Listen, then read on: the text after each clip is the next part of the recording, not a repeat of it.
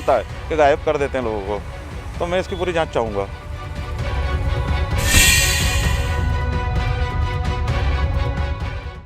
शिरडी में मानव तस्करी होने की शंका जताई गई थी, उसी घटना ने अब अलग मोड़ लिया है। 3 साल से लापता दीप्ति सोनी अचानक रहस्यमय तरीके से इंदौर में उसकी सगी बहन को मिली है। दरअसल 10 अगस्त 2017 को मनोज सोनी अपनी पत्नी और बच्चों के साथ शिरडी साईं बाबा दर्शन करने आए थे। उसी दौरान आसपास की दुकानों का दौरा करने गई दीप्ति वापस नहीं आई। काफी तलाश के बाद पति मनोज सोनी ने शिरडी पुलिस में पत्नी गुमशुदा की रिपोर्ट दर्ज कराई, लेकिन पुलिस से सहयोग न मिलने से मनोज ने मुंबई हाईकोर्ट की औरंगाबाद बेंच में निवेदन किया, जिसके चलते हाईकोर्ट ने डीजीपी को संज्ञान में लेकर इस मामले की जांच मानव तस्करी की दृष्टि से करने के लिए कहा। लेकिन अब 3 साल के बाद शिरडी से गायब हुई दीप्ति अचानक उसी के शहर इंदौर में अपनी बहन कीर्ति सोनी को मिली है। जब वो मिली तब वो किस हालत में थी, इसका कथन उसकी बहन कीर्ति सोनी ने किया है। ये हमारी गली में ही थी नीचे, तो मैंने उसको नीचे से ऊपर से आवाज़ लगाई कि चल दीप्ति दीप्ति, तो इसने ऊपर देखा, फिर मैंने इसको पहचाना। ये जब मेरे को नहीं पहचाना, फिर मैं नीचे गई जब इसने मेरे को पहचाना। हाँ बस मेरे को पहचाना, गुड़िया वगैरह को पहचाना। कुछ नहीं बता रही है वो, बस यही बता रही है कि एक डोकरी की अम्मा के यहाँ थी, मैं उनके यहाँ रह रही थी, बस और कुछ नहीं बता। मतलब कपड़े मेले हुए पहने हुए थे और एक माता जी की मूर्ति है उसके पास। हाँ। इसी दौरान शिरडी पुलिस की टीम इंदौर में तफ्तीश करने गई थी। उन्हें भी दीप्ति का कोई सुराग नहीं मिला, लेकिन इसी दौरान पति मनोज को उसके ससुर का फोन आया और दीप्ति इंदौर में मिलने की बात कही। मनोज ने तत्काल यह बात तफ्तीश करने आई शिरडी पुलिस को बताई।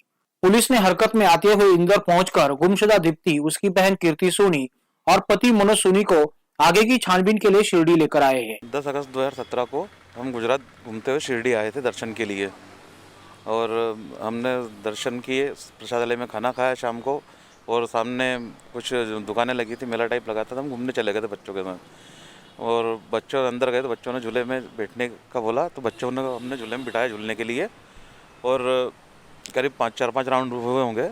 वाइफ ने बोला कुछ सामान देख लूँ क्या? मैंने देख ले, सामने दुकान है, तेरे को दुकानों पे देख लूँगा मैं।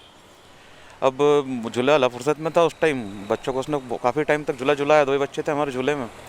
फिर वहाँ से जैसे फ्री हुआ, थोड़ा लेट हो गया था वहाँ से, तो बहुत टाइम तक झुलाया उसने। उसके बाद मैं उसको देखने गया तो कहीं मुझे मिली नहीं, उसका ढूंढ रहा था मैं, पर पुलिस द्वारा कोई ढंग से मदद नहीं की गई। उसके कारण से मुझे हाई कोर्ट में शरण लेना पड़ी, वहाँ निवेदन करना पड़ा कि साहब कुछ करें इसमें। फिर अभी ये मिली है परसों के रोज, और इनका क्या, इंदौर में नंदनगर में गली में कहीं घूम रही थी, मतलब मेले कपड़े पहने हुए थे और भटक रही थी, किसी को ढूंढ रही थी। तो इसकी बड़ी बहन का घर है वहाँ पर, वहाँ उनकी निगाह पड़ी, बोले कौन है यार, दीप्ति ऐसी लग रही, तो फिर इसको बुला के लाए अंदर, तो मालूम पड़ा कि दीप्ति है वो। उसको कुछ याद नहीं, बोलती मुझे कुछ मालूम नहीं। मैंने क्या हुआ तेरे साथ, तो झूले, हम तो झूला झुला रहे थे, बच्चों को तो सामान लेने गई थी, क्या हुआ? कहा सिर्फ यही कहना कि बोले मेरे को कुछ नहीं मालूम, मेरे को चक्कर आया, मैं बेहोश हुई, उसके बाद मुझे नहीं पता मैं कहाँ हूँ। फिर मेरी जब नींद खुली तो मैं एक मकान में थी, और वहाँ एक बूढ़ी अम्मा थी, दादी, वो मेरा ख्याल रखती थी और उसके पास में थी। और वो मुझे इंदौर, मुझे नहीं मालूम कि इंदौर है, ऐसा कुछ बताया उसने। बोले कि मेरे को ये बोली थी कि मंदिर में दर्शन कराने ले जा रही है, और मुझे छोड़ के न जाने कहाँ चली गई। तो मैं उस दादी को ढूंढ रही थी, तो इसकी जो बड़ी बहन उसको मिली, उसको बोला कि तू दीप्ति है, और उसने मेरे को बताया, तो मुझे मालूम पड़ा कि ये मेरे रिश्तेदार हैं।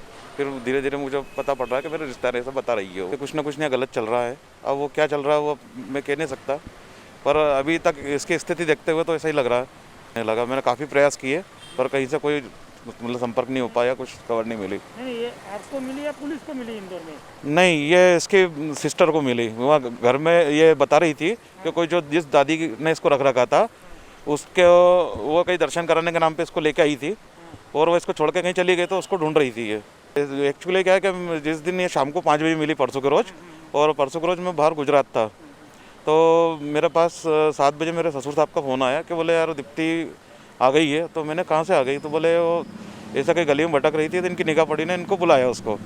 वो कुछ ज़्यादा बता नहीं रही, इसकी मानसिक स्थिति ज़्यादा अच्छी नहीं है। शिरडी पुलिस क्या है, इसके एक दिन पहले इन्वेस्टिगेशन के लिए इंदौर आई हुई थी, तो मैंने तो तुरंत ही शिरडी पुलिस को फ़ोन किया, API साहब को, दीपक गंदाले साहब को, कि साहब मेरे को ऐसी ऐसी जानकारी मिली है, मेरे ससुर ने ऐसा ऐसा बोला है, तो आप थोड़ा देखिए सर, आप निकल गए क्या इंदौर शिरडी के लिए? बोले हम निकल तो गए, पर लगभग हम करीब 100 किलोमीटर के आसपास पहुँचे होंगे। मतलब दूसरा टोल हम पार कर रहे हैं, तो मैंने सर आप थोड़ा सा देख लीजिए, वापस आ जाइए। मैं तो खुश हूँ सर, मैं इतने साल से मेहनत कर रहा हूँ, तो मेरी मेहनत सफल हुई, ऊपर वाले की दया हुई मुझ पर कि मिल गई वो। पर अब उसके साथ क्या गुजरा वो उसके मैं जानना चाहता हूँ। पुलिस से यही है कि इन्वेस्टिगेशन की जाए पूरी, क्या हुआ क्या नहीं हुआ। उसका कहना है कि मुझे कुछ याद नहीं है। कोई एक दादी थी, बोले वो मेरे को खिलाती थी, ऐसा बोल रही हो।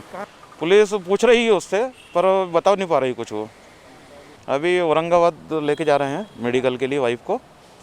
वहाँ माननीय न्यायालय का आदेश है तो रोज़ मेडिकल किया जाए, और सोमवार के दिन कोर्ट में पेश होने का ऐसा आदेश किया है कोर्ट ने। इसकी जांच की मांग करेंगे सर, क्योंकि क्या हुआ, अब वो उसका कहना है कि मैं जब चक्कर आए, बेहोश हुई, तो किस वजह से हुई, क्या हुआ क्या नहीं हुआ, उसका तो मैं जानकारी चाहूँगा सर।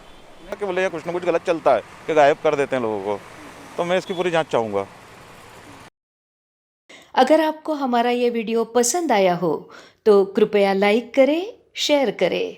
शिरडी साई नगरी की पल पल की खबर जानने के लिए सब्सक्राइब करें शिरडी टुडे। धन्यवाद।